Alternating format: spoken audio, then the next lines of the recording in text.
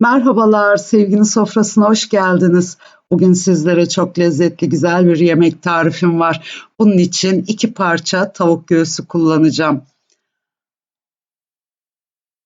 Tavuk göğsünün gördüğünüz gibi kalın kısmından başlayarak elimizi tavuk göğsünün üzerine bastırarak 2 eşit parçaya bölelim. Bu şekilde üzerine bastırırsanız gayet kolay bir şekilde ikiye bölebilirsiniz. Daha sonra bir et döveceğiyle tavuk filetoları bir miktar inceltelim. Fakat döverken parçalamamaya özen gösterelim.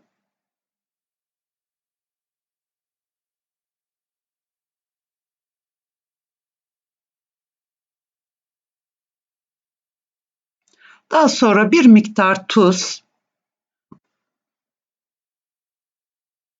biraz karabiber ve biraz da kırmızı toz biber serpelim.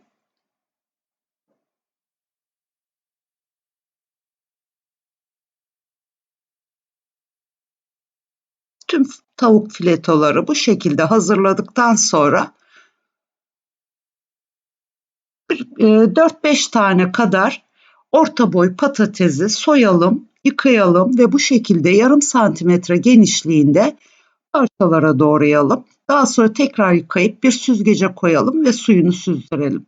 Ardından üzerine damak zevkinize göre bir miktar tuz, yine bir miktar karabiber ve bir miktar da kırmızı toz biber ekledikten sonra biraz da kekik ekleyebilirsiniz.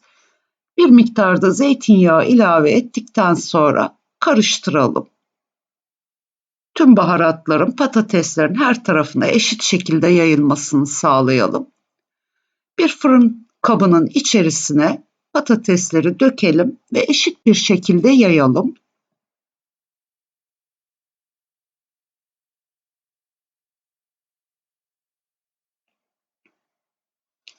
Bir su bardağı kadar ince rendelenmiş kaşar peyniri rendesi ve bir tutam maydanoz, bir adet de küçük boy bir kapya biber hazırlayalım. Maydanozu ince ince kıyalım.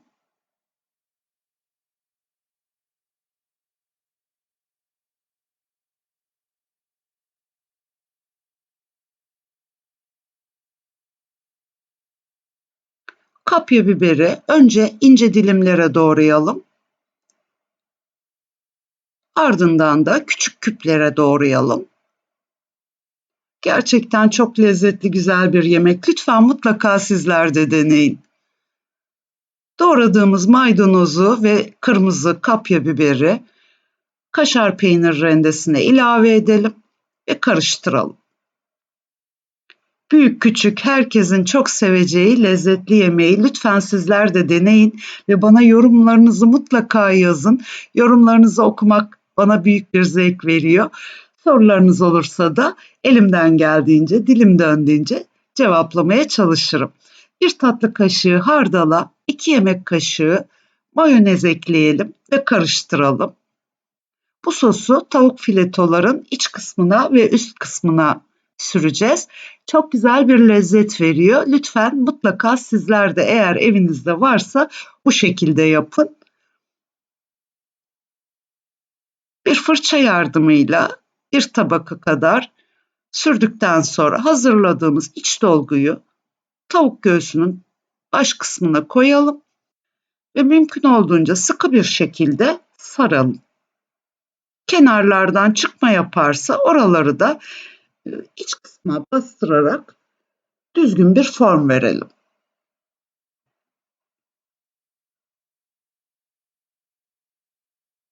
Videoyu sevdiklerinizle de WhatsApp gruplarınızda veya sosyal medyanızda, Facebook'unuzda paylaşırsanız beni çok mutlu edersiniz. Hem sayenizde daha fazla kişiye de bu güzel lezzetli tarifler ulaşmış olurlar. Fırını bu arada 180 dereceye açıp ısıtmanızı tavsiye ederim alt üst ayarda. Şimdi kalan hardal ve mayonez karışımını tavuk filetoların üstüne sürelim.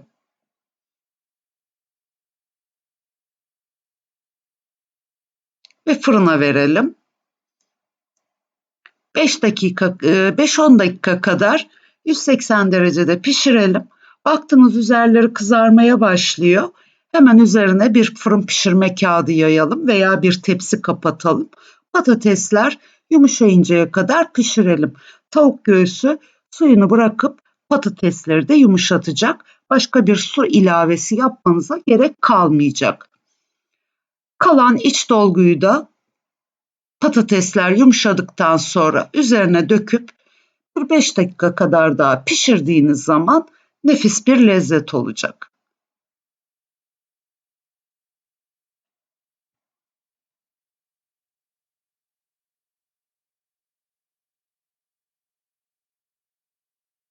Evet, gördüğünüz gibi suyu da var. Gayet yeterli bir miktarda.